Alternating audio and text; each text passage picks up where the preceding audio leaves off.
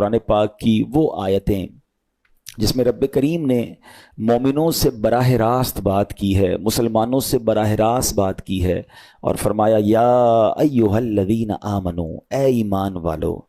वो हमने इंशाल्लाह सीरीज़ को लेके चलना है और हमने उस बयान का या उस टॉपिक का नाम रखा है कुरान की बातें। तो पहली आयत हम कवर कर चुके थे जिसमें नबी पाक अलैहिस्सलातु वस्सलाम की शान बड़े शानदार अंदाज में, सूरह बकरा की वो आयत थी जिसमें हमें ये बताया गया था कि ए ईमान वालों, प्यारे आका से बात कैसे करनी है, उनको राइना नहीं कहना, उनको उन्जुरना कहना है। आज जो हमने आयत पढ़नी है कुरान पाक की, जिस आयत को समझना है, ये भी कुरान पाक की सूरह बकरा की आयत है, पारा नंबर 2 है और आयत नंबर 153 है। ब्यूटीफुल आयत and so many good lessons from that आयत। अब वो आयत कौन सी है?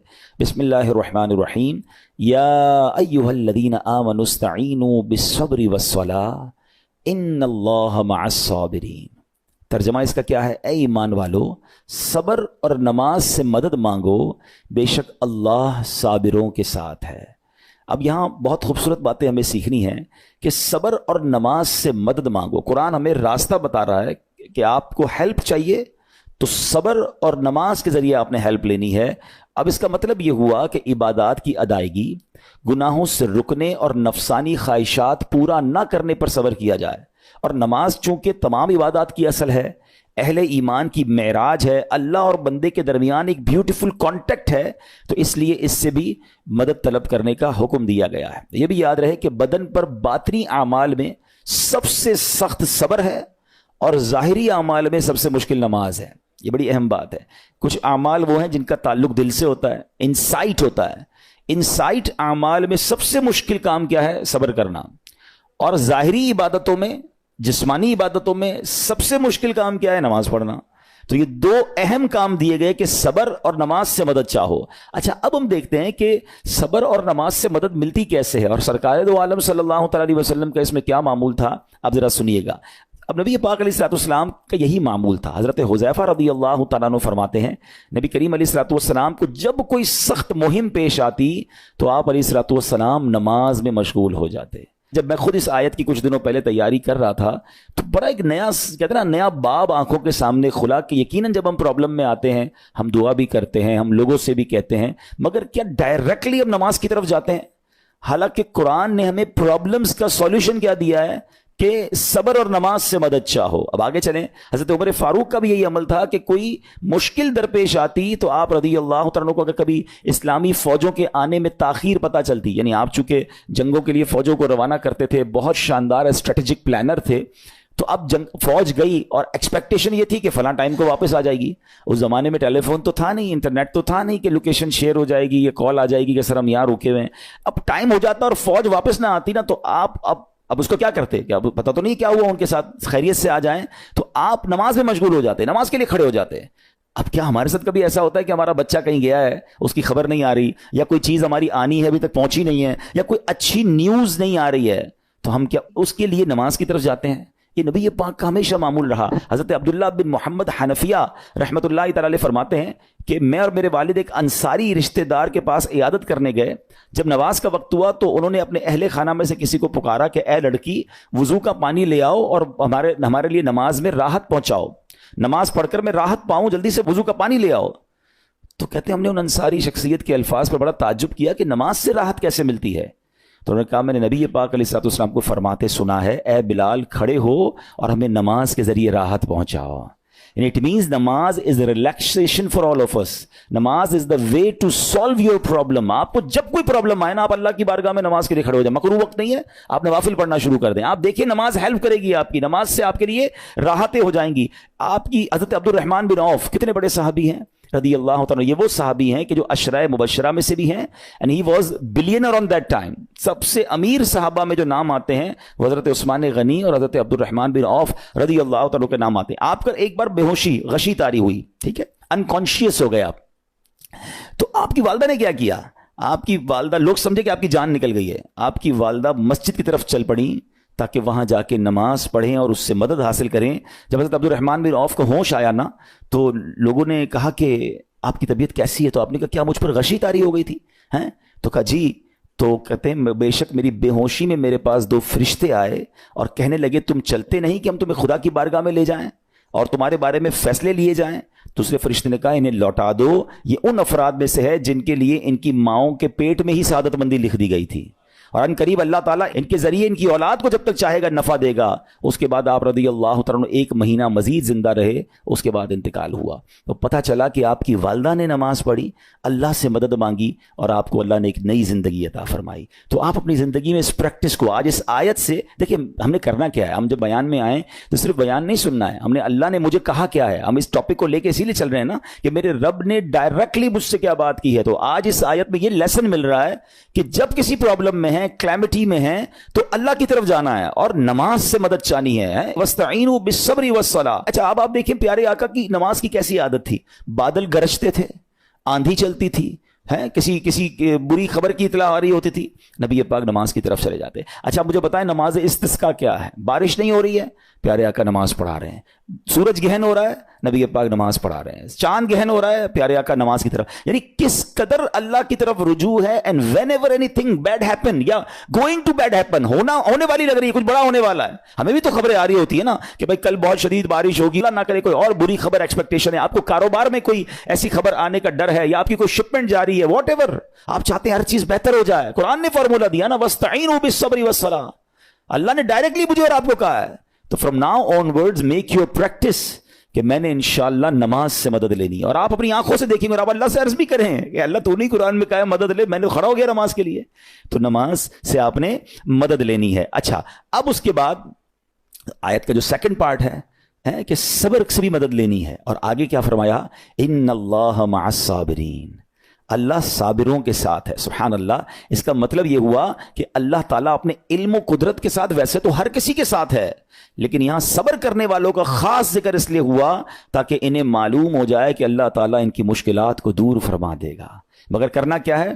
صبر کرنا ہے. اچھا اب صبر کے بارے میں 2 باتیں بڑی اہم ہیں کہ صبر نارملی ہم جب بھی صبر کے بارے میں سنتے ہیں تو صبر ہم کہتے ہیں یار تکلیف آئی ہے صبر کرو, یقیناً یہ بھی صبر ہے, مگر صبر کی ایک اور قسم بھی ہے جو اس سے بھی سپیریئر ہے, جو اس سے بھی افضل ہے. اور وہ کیا ہے؟ گناہ کے لیے دل چاہے, حرام کے لیے دل چاہے, نفسانی خواہشات برا کام کروانا چاہ رہی ہیں اور بندہ اس پر صبر کرے. یہ صبر جو ہے نا یہ شریعت کو اور محمود ہے اور بڑا افضل ہے کہ انسان کو جی چاہے کہ فلاں گناہ کرنا ہے مگر وہ اس پر صبر کرے. اور دوسرا صبر وہی ہے جو ہم جانتے ہیں کہ کوئی مصیبت آ جائے, کوئی آفت آ جائے, کوئی ہمارا اللہ نہ کرے کسی سے لڑائی ہو جائے, ہمیں کوئی برا بلا کہے, ہم اسے معاف کر دیں, صبر کریں. یا جسمانی تکلیف ہے, کاروبار میں پرابلم ہے, ہم اللہ کی رضا پر راضی رہیں. تو یہ 2 قسم کے صبر ہیں. اور جب کوئی بندہ صبر کرتا ہے نا تو قرآن و حدیث اور بزرگان دین کے اقوال سے میں اب آپ اس کے 10 فائدے بتانا چاہتا ہوں. میں کہتا جاؤں گا, آپ اللہ کے ذکر کی نیت سے سبحان اللہ بھی کہتے رہیں, جنت میں درخت بھی لگاتے رہیں. ٹھیک ہے. اللہ تعالیٰ صبر کرنے والوں کے ساتھ ہے. صبر کرنے والے کو اس کے عمل سے اچھا اجر ملے گا, صبر کرنے والے کو بے حساب اجر ملے گا, صبر کرنے والوں کی جزا دیکھ کر قیامت کے لوگ حسرت کریں گے. صبر کرنے والے رب کریم کی طرف سے درود و ہدایت اور رحمت پاتے ہیں. صبر کرنے والے اللہ کو محبوب ہیں. صبر آدھا ایمان ہے. صبر جنت کے خزانوں میں سے ایک خزانہ ہے. صبر کرنے والے کی خطائیں مٹا دی جاتی ہیں اور صبر ہر بھلائی کی کنجی ہے. اب آتے ہیں ان دونوں صبر کو تھوڑا سا ڈیفائن کرتے ہیں. ایک نفسانی خواہشات, گناہ کا جی چاہتا ہے, کیونکہ نفس ہے نا وہ تو ہر وقت موج مستی چاہتا ہے, وہ تو ہر وقت چاہتا ہے جناب بس یہ بھی کام کر لوں وہ بھی کر لوں. اب مجھے یہ دیکھنا ہے کہ میرا یہ کام اللہ کو راضی کرے گا یا رب کو ناراض کر دے گا. لیکن جو نفسانی خواہشات پر صبر کرتا ہے نا, گناہ سے اپنے آپ کو بچاتا ہے, قرآن کیا کہتا ہے, وَأَمَّا مَنْ خَافَ مَقَامَ رَبِّهِ وَنَهَى النَّفْسَ عَنِ الْهَوَىٰ فَإِنَّ الْجَنَّةَ هِيَ الْمَأْوَىٰ. اور رہا وہ جو اپنے رب کے حضور کھڑے ہونے سے ڈرا اور نفس کو خواہش سے روکا تو بے شک جنت ہی اس کا ٹھکانہ ہے. دل چاہ رہا ہے, شیطان کہہ رہا ہے کر لے, کوئی دیکھنے والا نہیں ہے, علاقہ بھی چینج کر لیا, شہر بھی تبدیل ہو گیا, nobody here to watch you, مگر اللہ دیکھ رہا ہے. اچھا نارملی اگر غور کریں گناہ کرتے کیوں ہیں, جتنے بھی گناہ ہیں, واٹ ایور لسٹ آف گناہ اٹھائیے, کوئی شراب پیتا ہے, کوئی بدکاری کرتا ہے, معاذ اللہ, کوئی جوا کھیلتا ہے, کوئی جناب بے حیائی کرتا ہے, گندی چیزیں دیکھتا ہے یا جھوٹ بولتا ہے, واٹ ایور, ان تمام گناہوں میں تھوڑی سی لذت ہے, ٹیسٹ. ٹھیک ہے. غیبت میں بھی ٹیسٹ ہے, بلکہ کتابوں میں آیا کہ غیبت میں شراب سے بھی زیادہ مزہ ہے, جبھی تو بندہ چھوڑتا نہیں ہے. اچھا لیکن یہ تمام ٹیسٹ میں ایک بڑی اہم بات اب میں کہنے جا رہا ہوں. یہ بزرگ نے بڑی کمال کی ون لائنر ہمیں دے دیا ہے. وہ کہتے ہیں کبھی بھی لذت کے لیے گناہ مت کرنا, کیونکہ لذت ختم ہو جائے گی, گناہ کا جواب اور پنشمنٹ باقی رہ جائے گی. اب آپ اس فارمولے کو سامنے رکھیں کہ جب بھی ہم گناہ کرتے ہیں فیو منٹس یا فیو آورز کی ایک انجوائمنٹ ہے, آفٹر دیٹ انجوائمنٹ ختم, مگر اس کا جواب باقی ہے, عذاب باقی ہے, اللہ نہ کرے اللہ ناراض ہوا تو پنشمنٹ باقی ہے. تو کیا فرمایا, انجوائمنٹ کے لیے گناہ مت کرنا, انجوائمنٹ ختم ہو جائے گی, عذاب باقی رہ جائے گا. اور اگلا سینٹنس کتنا خوبصورت ہے, فرماتے کبھی بھی تکلیف کی وجہ سے نیکی مت چھوڑنا, تکلیف ختم ہو جائے گی, اجر باقی رہ جائے گا. اب مثال دیتا ہوں, اس کے 2-3 ایگزامپل سمجھیے. گناہ کی ایگزامپل تو آپ سمجھ گئے کہ کوئی بھی تھوڑی دیر کا گناہ کرتا ہے, لذت پاتا ہے, وہ گناہ ختم, عذاب باقی. اب نیکی میں کیا ہوتا ہے, فجر کے لیے اٹھنا, نیند آ رہی ہے, دل نہیں چاہ رہا, آپ اٹھے, آپ نے وضو کیا, فجر پڑھا, وہ اٹھنے کی تکلیف تو ختم ہو گئی نا, واپس سونا ہے تو سو جائیے, مگر فجر کا اجر اور ثواب باقی رہ گیا ہے. رمضان کے روزے ڈیفیکلٹ ہیں, لیکن افطار کے بعد تکلیف ختم ہو جاتی ہے, ہم کھاتے پیتے ہیں, موج کرتے ہیں, مگر ثواب باقی رہ جاتا ہے. کبھی کبھی آپ کو کوئی مسجد میں بلاتا ہے, یار چلو بھائی بیان ہو رہا ہے, اجتماع ہو رہا ہے, کوئی نیکی کی بات ہو رہی ہے, نہیں یار دل نہیں چاہ رہا, آپ آ گئے, آدھے 1 گھنٹہ بیٹھے, پھر چلے گئے, وہ آپ کا جو ٹینشن تھا یا پریشر تھا وہ ختم ہو گیا, مگر ثواب باقی رہ گیا. تو اب اس فارمولے کو یاد رکھیے گا, جب بھی گناہ آپ کی طرف آئے نا, آپ سوچیں کتنی دیر کا فائدہ ہے, 1 گھنٹہ دوستوں کے ساتھ بیٹھوں گا, بری باتیں کروں گا, 2 گھنٹے فلم دیکھوں گا, 2 ڈھائی 3 گھنٹے, بس اس کے بعد جواب تو باقی ہے نا, قیامت تک اللہ کو جواب دینا پڑے گا. نہیں یار مجھے انجوائمنٹ کے لیے گناہ نہیں کرنا ہے. اور جب کوئی نیکی کا کام آئے اور آپ کو لگے یار دل نہیں چاہ رہا, مزہ نہیں آ رہا, بوریت ہوگی, چھوڑنا یار, تو بندہ سوچے کتنی دیر کی نیکی ہے, آدھے گھنٹے کی, 1 گھنٹے کی, بس 2 گھنٹے کی, اور ثواب باقی رہ جائے گا. Let's do it. اگر یہ بات سمجھ آ گئی نا آپ کو, تو انشاءاللہ دیکھیے گا گناہ سے بچنا اور نیکیاں کرنا آسان ہو جائے گا. تو اب کیا فرمایا قرآن نے کہ جس نے اپنے نفس کو روکا, کیا خوبصورت آیت ہے, وَأَمَّا مَنْ خَافَ مَقَامَ رَبِّهِ وَنَهَى النَّفْسَ عَنِ الْهَوَىٰ, اور رہا وہ جو اپنے رب کے حضور کھڑے ہونے سے ڈرا اور نفس کو خواہش سے روکا, تو بے شک جنت ہی اس کا ٹھکانہ ہے. اور ایک اور جگہ کمال سے فرمایا, وَلِمَنْ خَافَ مَقَامَ رَبِّهِ جَنَّتَانِ, مبارک ہو ان کو جو اللہ سے ڈرتے ہیں نا, صبر کرتے ہیں, گناہ نہیں کرتے, رک جاتے ہیں. قرآن کہتا ہے جو اپنے رب کے حضور کھڑے ہونے سے ڈرے اس کے لیے 2 جنتیں ہیں, 1 نہیں 2 جنتیں ہیں. سورہ رحمان کی آیت ہے. تو پتا چلا کہ نفس کو روکنا یہ آسان بھی نہیں ہے, ہاں دل بہت چاہتا ہے, مگر یہ صبر جو ہے نا, ان اللہ مع الصابرین کا جو معراج ہے, جو ٹاپ آف دا لسٹ صبر ہے, وہ یہ صبر ہے. اچھا اب آتے ہیں ایک اور صبر کی صورت, کہ اب آپ کو کسی نے غصہ دلا دیا, برا بھلا کہا, یا آپ کے مزاج کے خلاف بات ہو گئی, اب آپ نے روکنا ہے اپنے آپ کو. اب غصے کا اظہار نہیں کرنا, لڑائی نہیں کرنی, گالی کا جواب گالی, اینٹ کا جواب پتھر, انگریزی کا مقولہ ہے نا ٹٹ فور ٹیٹ, جیسے کو تیسا نہیں, یہ ہماری شریعت ہمیں نہیں سکھاتی. اچھا آج کل کسی کو کہو نا یار آپ کیوں یار لڑائی کر رہے ہیں, بھائی میں جواب نہ دوں تو لوگ سمجھیں گے کمزور آدمی ہوں, مجھے اپنا روب بھی تو رکھنا ہے, میں بھی تو پتا چلے کون ہوں, اپنا بتاؤں تو صحیح کون ہوں. سچی بات پتہ کیا ہے, جو ٹٹ فور ٹیٹ کرتا ہے, گالی کا جواب گالی سے دیتا ہے نا, وہ واقعی بتا دیتا ہے وہ کون ہے, وہ اپنا تعارف کروا رہا ہوتا ہے کہ یہ بھی ایسا ہے, میں بھی ویسا ہی ہوں. او بھائی. اچھا پھر ایک اور عجیب جملہ بڑا مشہور ہے آج کل, جناب ہم شریف کے ساتھ شریف ہیں, ہم بدماش کے ساتھ بدماش ہیں. مجھے آج تک سمجھ نہیں آئی یہ کون سا بٹن لگا ہوا ہے آپ کے اندر کہ شریف کے ساتھ آپ شریف ہو جاتے ہیں, بدماش آتا تو آپ بھی بدماش ہو جاتے ہیں. جناب والا, شریف آدمی شریف کے ساتھ بھی شریف ہوتا ہے, بدماش کے ساتھ بھی شریف ہوتا ہے. جب بھی تو وہ غلط آدمی اچھا ہوگا نا. نبی پاک علیہ الصلوۃ والسلام نے گالیاں سن کر دعائیں دی ہیں, پتھر برسانے والوں کو بھی دعائیں دی ہیں, مگر ہم تو تیار ہی رہتے ہیں, یار میں بتاؤں گا اس کو میں کون ہوں, 1 گالی دی ہے میں اس کے ساتھ پشتوں کو گالیاں دوں گا. تو پھر آپ بھی ویسے ہی ہو گئے نا جناب. حدیث پاک کیا ہے, ہو از مور اسٹرانگر, ہو از مور پاورفل. اللہ کے حبیب علیہ الصلوۃ والسلام فرماتے ہیں کہ بہادر وہ نہیں, یہ بخاری شریف کی حدیث ہے, بہادر وہ نہیں جو پہلوان اور دوسرے کو پچھاڑ دے, بلکہ بہادر وہ ہے جو غصے کے وقت اپنے آپ کو قابو میں رکھے. اصل بہادری یہ ہے.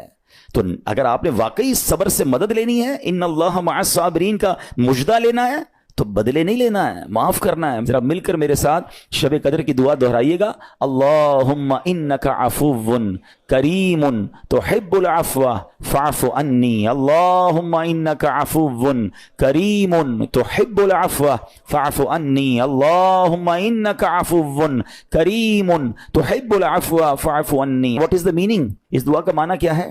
اللہم انک عفو, اے اللہ تو معاف کرنے والا ہے, تحب العفو, معافی کو پسند کرتا ہے, فاعف عنی, اللہ مجھے بھی معاف کر دے.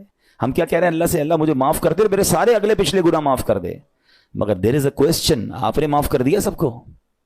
بندہ کہتا نہیں میں تو انتظار میں بیٹھا ہوں, میں تو موقع کی تلاش میں, بس موقع ملے پھر بتاؤں گا میں کون ہوں. ہاتھ میں آ نہیں رہا بندہ, ٹرائی کر رہا ہوں کسی جگہ آ جائے, بس کوئی اس کے پیسے ویسے آ جائیں, کوئی اس کا معاملہ میرے پاس آ جائے, بس پھر دیکھو کیا کرتا ہوں. بیٹھے اس انتظار میں بیٹھے بہت سارے لوگ, کمال ہے یار.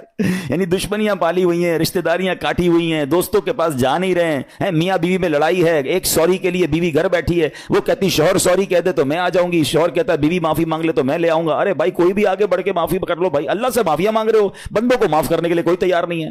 مجھے خود بتائے نا یہ کیسی دعا ہے کہ اے اللہ تو مجھے معاف کر دے, میں نے کسی کو معاف نہیں کرنا. یہ بنتی ہے دعا؟ اللہ سے پتہ ہے کیا کہیں, اے اللہ میں نے بندہ ہو کر تیرے سارے بندوں کو معاف کر دیا ہے, تو سب سے بڑا معاف کرنے والا ہے نا, اللہ تو بھی مجھے معاف کر دے. Look at the way to talk, یہ مزہ ہے نا بات کرنے کا, پھر دعا کرنے کا لطف بھی آئے گا آپ کو. تو دشمنیاں نہ رکھیں, غصے پر قابو پائیں, معاف کریں. ایک حدیث سن لیجئے, لرزا دیتی ہے, ڈرا دیتی ہے. اللہ کے نبی علیہ الصلوۃ والسلام فرماتے ہیں جو رحم نہیں کرتا اس پر رحم نہیں کیا جاتا. حدیث کا خلاصہ ہے. اور جو معاف نہیں کرتا اسے معاف نہیں کیا جاتا. اب بتائیے ہم معاف کرتے ہیں, ہم رحم کرتے ہیں, ہم کہتے ہیں اللہ ہم پر رحم کرے, ہم کسی پر رحم نہ کریں. نہیں ہوگا رحم, پہلے اپنے اندر تو لائیے یہ باتیں. اب ایک آیت سنیے گا, اس کے تحت ایک واقعہ, اور پھر میں بیان کو کنکلوڈ کرتا ہوں.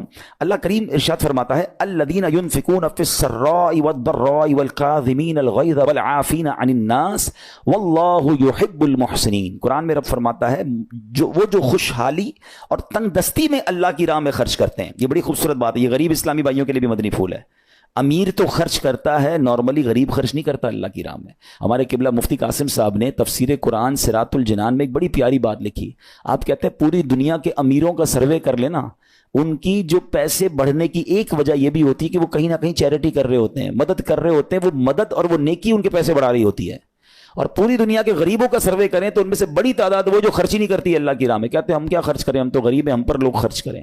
میں آپ کو فارمولا دے رہا ہوں اور یہ قرآن سے دے رہا ہوں. جو تنگی میں بھی اللہ کی راہ میں خرچ کرتے ہیں, جو خوشحالی میں بھی خرچ کرتے ہیں. آپ تنگی میں آپ روپیہ خرچ کریں, یہ نہیں کہتے آپ 10,000 روپے خرچ کریں, جتنی آپ کی حیثیت. یہ کاروبار ہے, آپ 1 روپیہ دیں گے اور آئے گا, آپ 10 روپے دیں گے اور آپ کسی نہ کسی نیکی کے کام میں خرچ کرتے رہیں, آپ غربت سے باہر آ جائیں گے.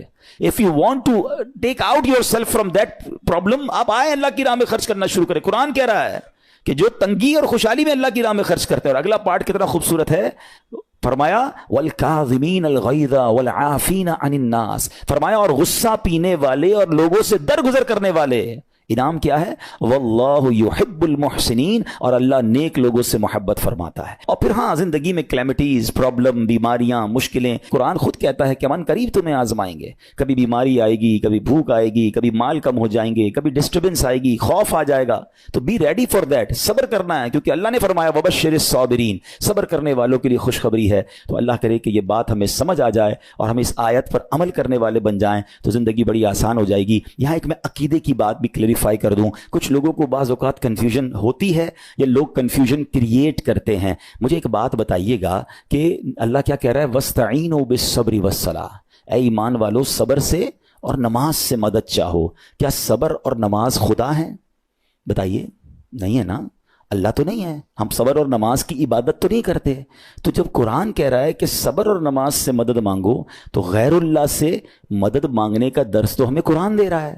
تو اس کا مطلب یہ ہوا کہ اللہ کے سوا کسی چیز سے یا کسی شخصیت سے مدد لینے کا مقصد یہ نہیں ہوتا کہ ہم اس کی عبادت کر رہے ہیں.